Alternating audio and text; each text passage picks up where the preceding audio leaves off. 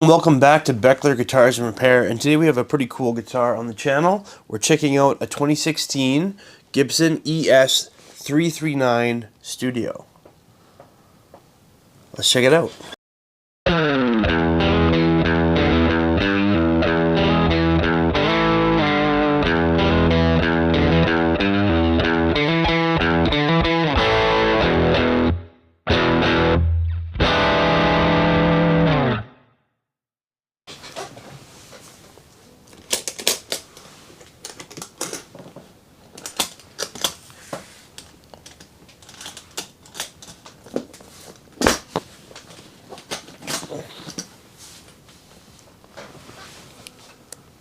Alright, yeah, so these are pretty cool guitars. They got some really interesting specs.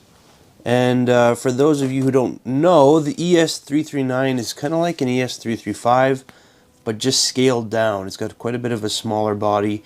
It's for people that think the ES-335 is just a little bit too big. You get the same guitar, just pretty much scaled down a bit. And this is from the Gibson Memphis factory, which unfortunately is no longer in business. Gibson Memphis used to handle a lot of the hollow body guitars for Gibson. And these ES-339s are currently not in production any longer, and the prices on them keep kind of going up because people are definitely appreciating them now, and you can't really get them anymore. And this one in particular, this studio model, has some pretty unique specs. So yeah, let's go ahead and get it on the bench and have a look. Alright, so these ES-339 studio versions are a little bit misunderstood. So I'm going to shine a little bit of light on how cool these specs are on this guitar. So typically the studio versions of guitars are a little bit stripped down. They have less options. But this guitar has, you know, just different options. Nothing's really stripped down, and I would argue some of the options are even better than the normal ES-339. So let's go through these really quick. First of all, on most studio versions of Gibsons, they lose the binding, they lose the fret nibs, that kind of stuff is kind of stripped down. And a lot of people thought that this guitar had no binding and no fret nibs, but it does. It's the difference is it's got black binding. So it's got black binding on the top and on the bottom. And it's also got black binding on the fretboard, complete with your fret nibs. So that's a really cool feature that a lot of people miss. So these are absolutely bound necks with the nibs. Some other cool features. So this is made just like an ES-335 or like a normal ES-339, which is a 3-ply top and bottom. And that's a maple poplar maple 3-ply sandwich. And then these tops have a contour to them too, so they're pressed for that contour on the back as well as a contour. So they're not just flat, they have the full contour as well. And these ones get, so on the normal 339s, they come with the burst bucker 1 and 2. The studios come with the 57 Classics. So, and I actually prefer the 57 Classics over the burst bucker. I think they sound better, especially on hollow bodies. So, yeah, I definitely prefer these pickups. So we've got a 57 Classic in the neck and a Super 57 Classic in the bridge position. We've got an ABR1 style bridge posts for the bridge and a tailpiece there. Some of these studio versions came with less than 4 buttons, but this year in particular came with the full 4 buttons, so that's a nice option as well. And then our controls are very similar to like a Les Paul or any other Gibson style. So front is neck, back is bridge, middle is both, and then 2 tones and 2 volumes. And then this one has F-holes as well. And these have similar construction to the ES-335, so it's a semi-hollowed body design. There's a maple block that runs around the center. And here's a look at our serial number and inside sticker. The F-holes are not bound. They look like they're well done. Another cool feature on this guitar is this is a maple neck. So on the normal 339, you get a mahogany neck, and this one is maple. Now maple is, I actually prefer maple necks because they're a little bit of a harder wood, and there's less chance your neck will warp. You usually have to use the truss rod a little bit less, and it's less prone to changes due to temperature or humidity. Maple necks are just very sturdy, strong necks. And this one, instead of a rosewood fingerboard, we get a torrefied maple fingerboard. So I really like torrefied maple. It's really smooth feeling. Torrefied is just pretty much a fancy word for roasted. So roasted maple fingerboard. It looks great. And this one also has a black nut too, which is made of corian. I believe on the normal 339s it's a bone nut, but they used a black corian to match the binding on this model. And one thing I noticed about the neck is it's got some really nice flame in there as well. So this one has a really nice flamed maple neck. So that's going to be just luck of the draw. It's actually not listed as a spec, but just a nice little surprise on this one. So yeah, guitar is like all maple. The body's maple, the top's maple, the neck's maple, the fretboard's maple. So very maple. And poplar as well, I guess, with the middle ply being poplar. Some differences between this and the 339. The normal 339 is the 339 came with a pick guard. It's got the cream binding instead of the black. It's got the Burstbucker 1 and 2 pickups. Rosewood fingerboard with trapezoid acrylic inlays. This one just gets the dots. This one has the torrefied maple. The 339 has got the rosewood. And the 339's got a bone nut as well. So yeah, again, different specs, but the studio version isn't really stripped down. It just has different specs.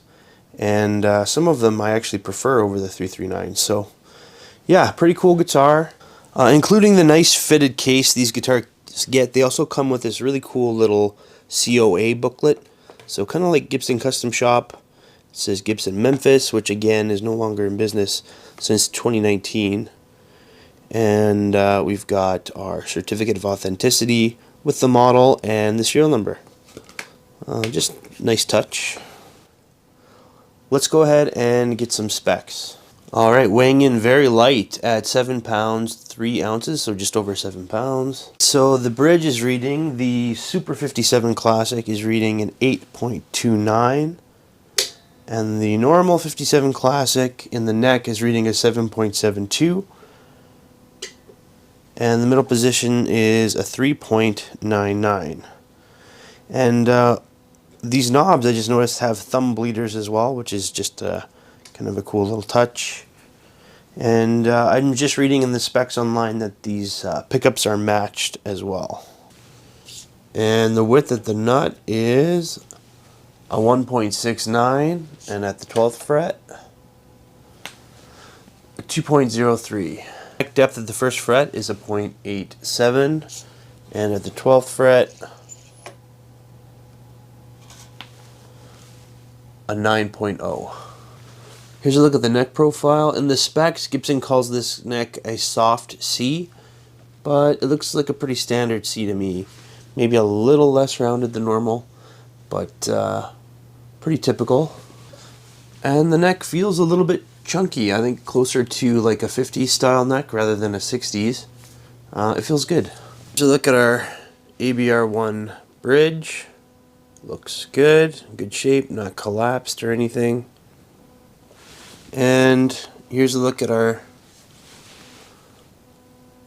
full weight tailpiece. It's stamped Advanced Plating Incorporated, so that's all stock. And we can see our bridge posts here are the thin ABR1 style. And our pickups, let's start in the bridge. It's a Super 57 pickup dated to 2016, so yeah, that's all stock. And our neck pickup is a Classic 57 dated to 2016, and these are wire braided pickups.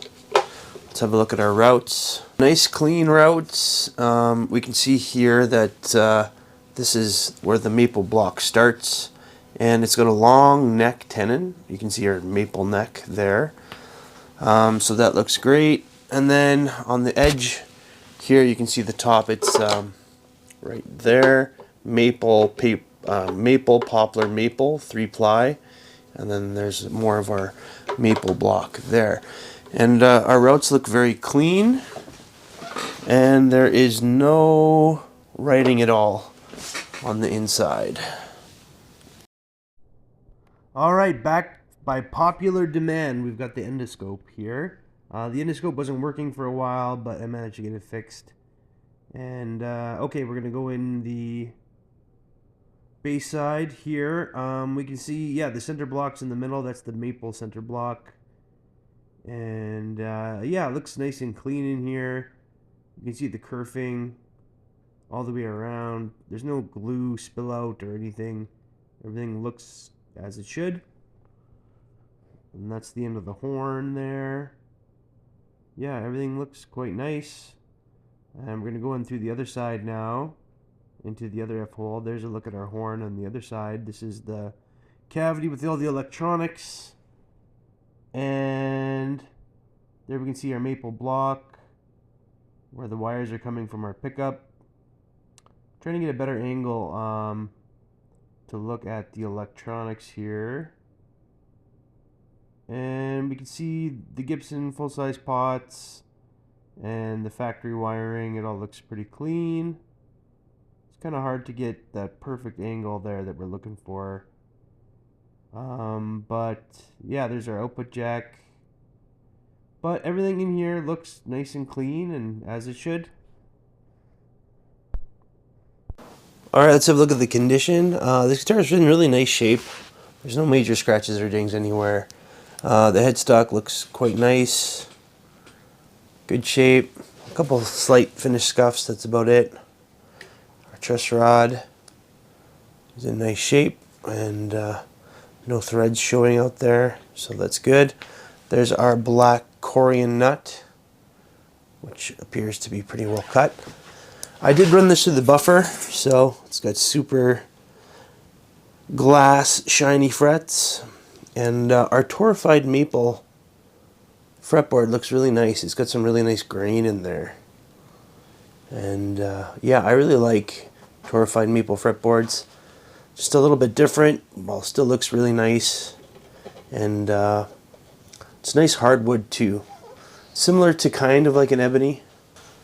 And just a look at the condition of the body. You can see our contours there in the light. It's all looking good. And yeah, I think aside from a few like very slight impressions, you can kind of see that little ding in the light there. Overall, just really nice shape.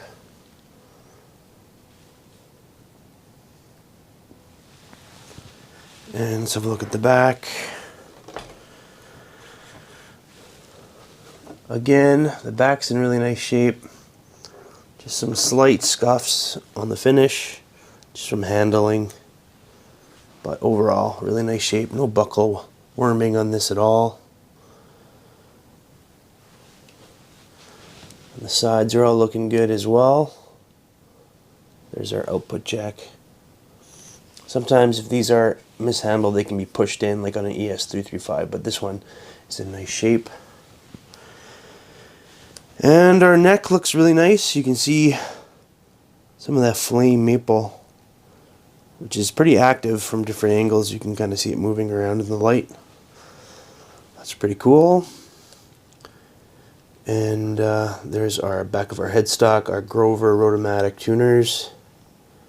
And it says made in 2016, made in the USA 2016, and there's a look at our serial number,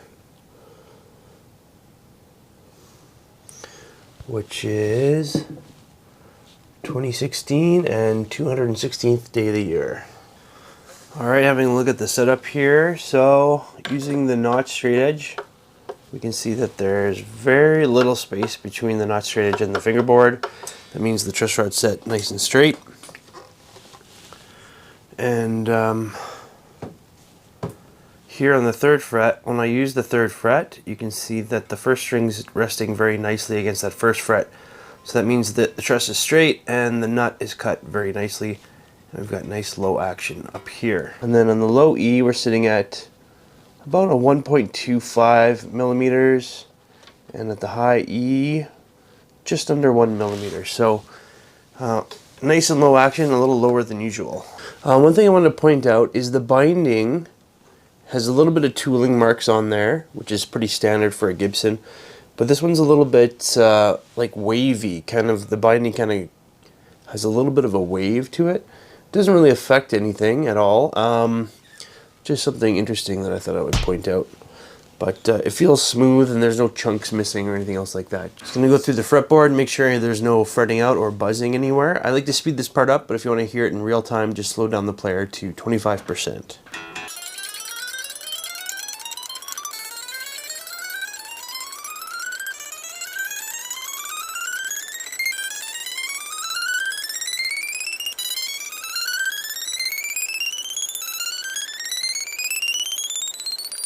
Alright, so yeah, very, very low action with no buzzing or fretting out anywhere. And yeah, frets are nice and buffed, so super shiny and easy to bend. This guitar plays great. Alright, let's go ahead and plug it in and see how it sounds. Alright, I'm plugged into the One True King rig.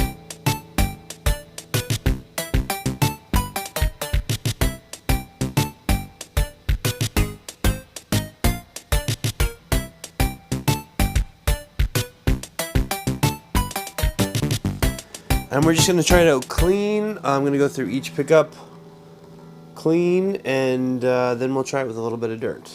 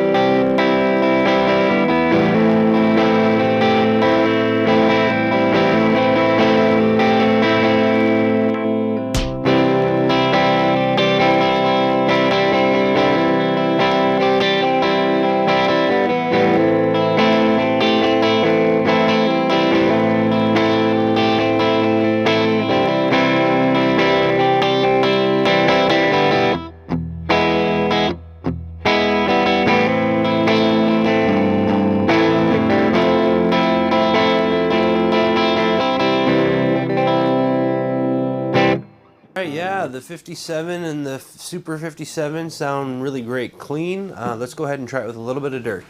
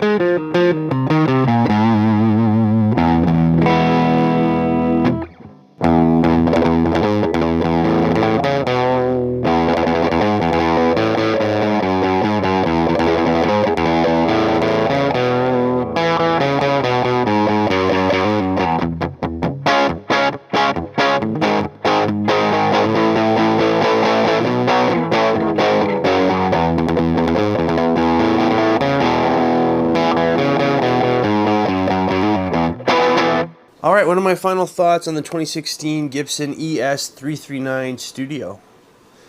I think these are really underrated and misunderstood guitars. Because a lot of studio models have a lot of less options. They're stripped down. They don't have a lot of the same things as like the regular production runs have. But this one has everything just a little bit different. But a lot of those different specs are actually upgrades in my eyes. Like the flame maple neck on this one is gorgeous. Again, not every one of these models is going to have the flame in it, but the maple neck I see as an upgrade for sure. It's just a more stable wood, and you have to worry about temperature and humidity a little bit less. And this one has the torrefied maple fingerboard, which I really like as well, and just a nice hard wood. And torrefied is basically just means roasted, and it looks great and it feels nice and smooth. And this guitar has binding too, all the way around on the back and the front. It's black, so it's a little harder to see in pictures, so a lot of people don't realize that these guitars are bound. And the neck is bound as well, along with the fret nibs, just like on the normal 339 models. This has black binding though, and a black Corian nut, and Grover Automatic machine heads. So basically the only really big difference between these two is just a bunch of specs differences. The 339's got the big trapezoid inlays. This one is silk screen. I think the 339 has the inlay, like the mother of pearl inlays. Yeah, I mean, this one also has the 57 Classics and the 57 Super Classic, or the Super 57 Classic, which sound really great. I almost would prefer those over the Burstbucker 1 and 2. That's, again, just my personal preference. But yeah, just a gorgeous guitar. And these 339s are super cool. It's basically a 335, just, you know, shrunk down to a smaller size. They're made the same way, and yeah, it feels really great to play. Action on this guitar is super low, and I buffed the frets so they're super nice and shiny and smooth. And this guitar is in really nice shape too. No scratches or dings anywhere. A couple very small impressions and some light finish scuffing, but just regular handling wear, basically. And this guitar comes with the original hardshell case and the Certificate of Authenticity, which is a little book from Gibson Memphis. These models were specifically made at Gibson Memphis, so we're not sure if these are coming back or not. But yeah, these are really great little guitars. If you can find one for a decent price, I would definitely jump on it. But that's going to be it for today. Thank you for tuning in to Beckler Guitars and Repair, and I'll have more for you really soon. Thanks a lot.